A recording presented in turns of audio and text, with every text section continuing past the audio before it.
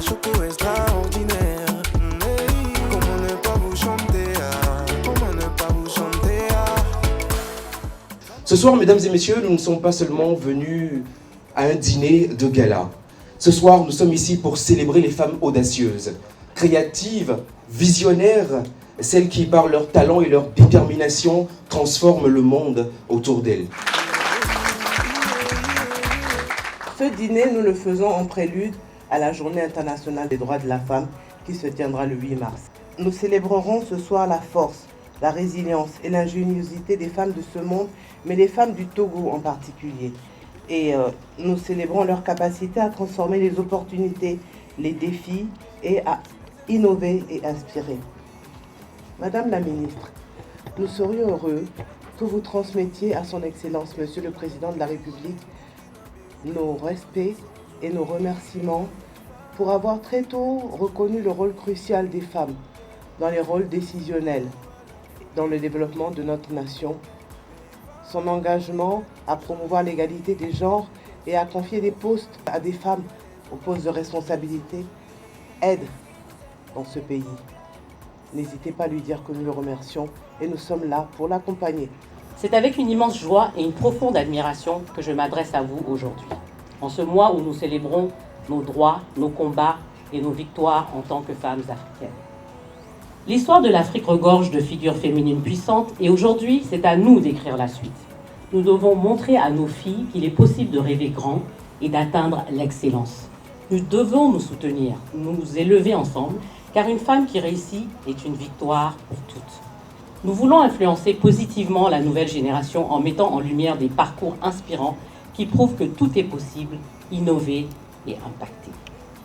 Innover, ce n'est pas seulement inventer de nouvelles technologies.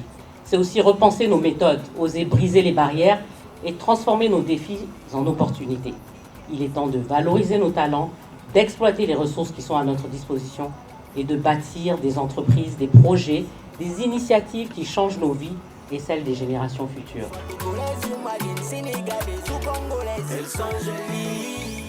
Si j'étais une femme, oui, je serais si inspirante. Attention, pas dans les hauts, pas dans les rares. Simplement en existant, en créant des opportunités, des entreprises, en dirigeant des hommes, des femmes, en poussant la politique, en brisant des plafonds de verre et évidemment en continuant de briser quelques cœurs. Pour finir, messieurs, je voudrais vous exhorter à vous laisser porter par les femmes de nos vies, les femmes de notre monde.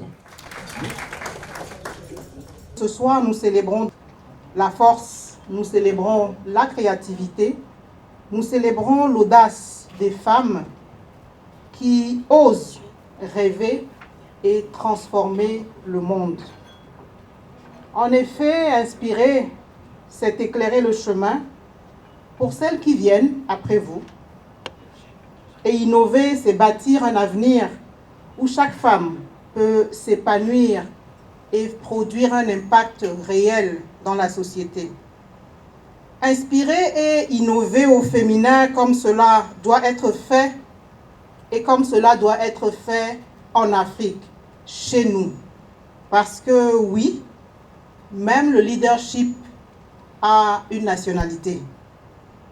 Cet objectif fait en effet appel au leadership féminin. Un leadership que je me plais souvent à décrire comme étant pétri de valeurs, moulé dans l'abnégation, la bravoure, la résilience. Le leadership féminin est un leadership non exclusif, mais un leadership simplement différent. C'est en l'honneur de l'inspiration, de l'innovation et en l'honneur de toutes les femmes et de tous les hommes qui écrivent l'histoire d'aujourd'hui et de demain que je voudrais avec vous tous déclarer ouvert ce dîner événement intitulé « Inspirer et innover au féminin ». Bonne soirée à tous et vive les femmes et vive les hommes. Merci. Merci beaucoup à vous, Excellence Madame le ministre, Madame Yawa Kwigan, qui lance donc officiellement cette belle soirée.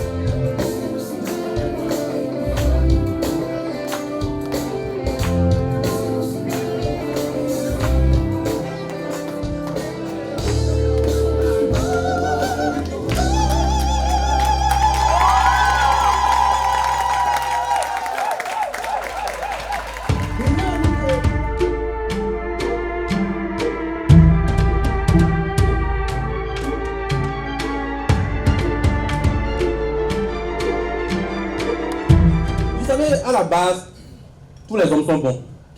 Ce n'est pas moi qui le dis, c'est un proverbe cannibale. Et pour les hommes, je ne sais pas. Mais pour les femmes, je pense que toutes les femmes sont bonnes, surtout quand elles sont inspirantes et innovantes. Et pour les femmes également, ce n'est pas moi qui le dis, c'est un proverbe équato-guinéen.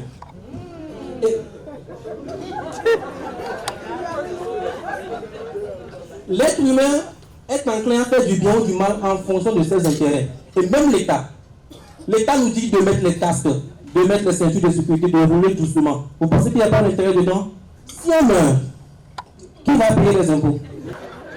Si on meurt, qui va passer par les postes de péage pour payer? Et si on meurt, qui va supporter les épédiers du Togo? Une fois j'ai dit ça, quelqu'un s'est levé, il a dit jamais! Si c'est pour supporter les épédiers, je préfère mourir! Frère, à cause de quelques 17 défaites,